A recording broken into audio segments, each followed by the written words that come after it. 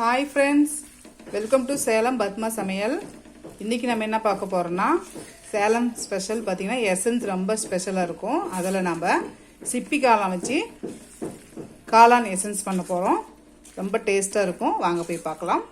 அதுக்கு முன்னாடி நம்ம சேனல் இப்பதான் புதுசா பார்க்கறீங்கன்னா Subscribe பண்ணிக்கோங்க. பக்கத்துல இருக்கிற பெல் பட்டனையும் கிளிக் பண்ணிக்கோங்க. இப்போ முதல்ல நம்ம மசாலா அரைச்சிக்கலாம். அதுக்கு பார்த்தீங்கன்னா நான் அரை கப் அளவுக்கு தேங்காய் துருவல் வச்சுருக்கேன். அதை மிக்ஸி ஜாருக்கு போட்டுடலாம். அதுக்கப்புறம் ஒரு சின்ன துண்டு இஞ்சி, ஒரு 4-5 பல்லு பூண்டு, 3 காஞ்ச மிளகாய், அரை டீஸ்பூன் சீரகம், அரை டீஸ்பூன் சோம்பு, அரை டீஸ்பூன் மிளகு வச்சுருக்கேன். ஒரு ஏலக்காய், 2 லவங்கம், ஒரு பட்டை, இதெல்லாம் போட்டுடலாம்.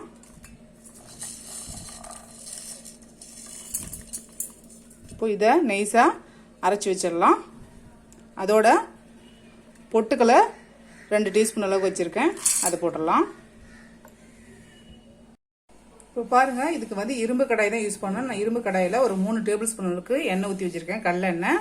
நான் 1 கப் அளவுக்கு சின்ன வெங்காயம் இந்த மாதிரி கட் பண்ணி வச்சுருக்கேன், அதை போட்டுடலாம்.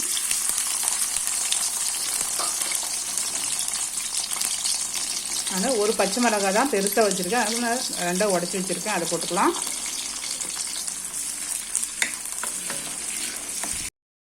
நான் ஒரு கொத்து கருவேப்பிலை வச்சுருக்கேன், அதை போட்டுடலாம்.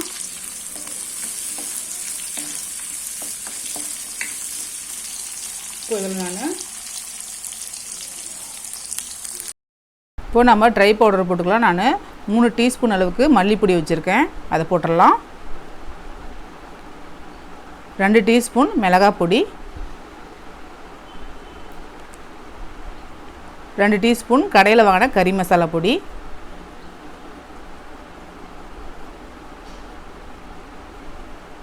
1 டீஸ்பூன் மிளகுத்தூள், 1/4 டீஸ்பூன் மஞ்சப்பொடி. இது பார்த்திங்கன்னா நம்ம சேலம் கறி மசாலா, இதோட ரெசிபி நம்ம ஏற்கனவே போட்டிருக்கோம், நீங்கள் அதை பார்த்து கூட பண்ணிக்கலாம். இது வந்து 2 டீஸ்பூன் அளவுக்கு வச்சுருக்கேன், இதை போட்டுக்கலாம். இப்போது இது நல்லா பச்சை வாசனை போக நல்லா வதக்கி விட்டுக்கலாம். இப்போ பாருங்கள், எண்ணெய் பிரிகிற அளவுக்கு வதங்கிடுச்சு. இப்போ நான் 2 தக்காளி இந்த மாதிரி அரைச்சி வச்சுருக்கேன், அதை ஊற்றி நல்லா மிக்ஸ் பண்ணிக்கலாம். இது பார்த்திங்கன்னா பச்சை வாசனை போகிற அளவுக்கு வதக்கிக்கலாம். இப்போ பாருங்கள், நல்லா இதுலேயும் இப்போ எண்ணெய் வர ஆரம்பிச்சிருச்சு, தக்காளி நல்லா வதங்கிடுச்சு. இப்போது நான் 200 கிராம் அளவுக்கு சிப்பி காளான் இந்த மாதிரி கழுவி நான் இந்த மாதிரி சின்ன சின்னதாக கட் பண்ணி வச்சுருக்கேன், அதை போட்டுடலாம். இந்த சிப்பி காளான் பார்த்திங்கன்னா ரொம்ப உடம்புக்கு நல்லதுங்க. கிடைக்கும் போது இந்த மாதிரி செஞ்சு சாப்பிட்டு பாருங்கள், நல்லாயிருக்கும், உடம்புக்கு நல்லா ஆரோக்கியமாக இருக்கும். இப்போது இதை ஒரு 2 நிமிஷம் வதக்கி விட்டுக்கலாம்.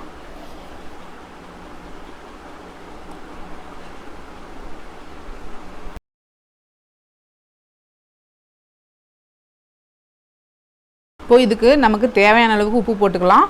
நான் வந்து கல் உப்பு போடுறேன். இப்போ உப்பு போட்டு நல்லா கலந்து விட்டுட்டு இப்போது நமக்கு கொஞ்சமாக தண்ணி ஊற்றணும். நான் பார்த்திங்கன்னா நான் ஒரு கிளாஸ் அளவுக்கு தண்ணி ஊற்றிருக்கேன். இந்த சிப்பி காளான் பார்த்திங்கன்னா சீக்கிரமாக வெந்துடும், அதனால் இந்த தண்ணி ஊற்றிட்டு அந்த தண்ணி ஒரு கொதி வரட்டும், அதுக்கப்புறம் பார்க்கலாம். இப்போ பாருங்கள், கிரேவி நல்லா வந்து கொதிக்க ஆரம்பிச்சிருச்சு. இப்போது நம்ம ஏற்கனவே அரைச்சி வச்சுருக்கிற இந்த தேங்காய் பேஸ்ட்டை இதில் ஊற்றிக்கலாம். ஊற்றிட்டு நல்லா கலந்து விட்டுடலாம்.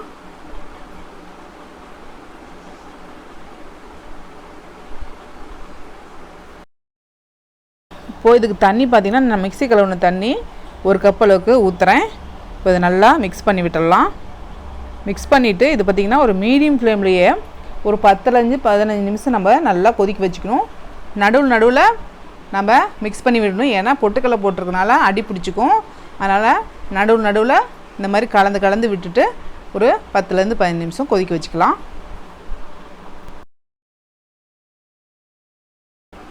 இப்போ பாருங்கள், நம்ம எசன்ஸு ரெடி ஆயிடுச்சு. இது பார்த்திங்கன்னா நல்லா காரசாரமாக சூப்பர் டேஸ்ட்டாக இருக்கும். இப்போ வந்து இதுக்கு மேலே மல்லி இலை போட்டு இறக்குனா நம்ம சேலம் எசன்ஸ் ரெடிங்க. இந்த வீடியோ உங்களுக்கு பிடிச்சிருந்தாக்கா லைக் பண்ணுங்கள், ஷேர் பண்ணுங்கள், கமெண்ட் பண்ணுங்கள்.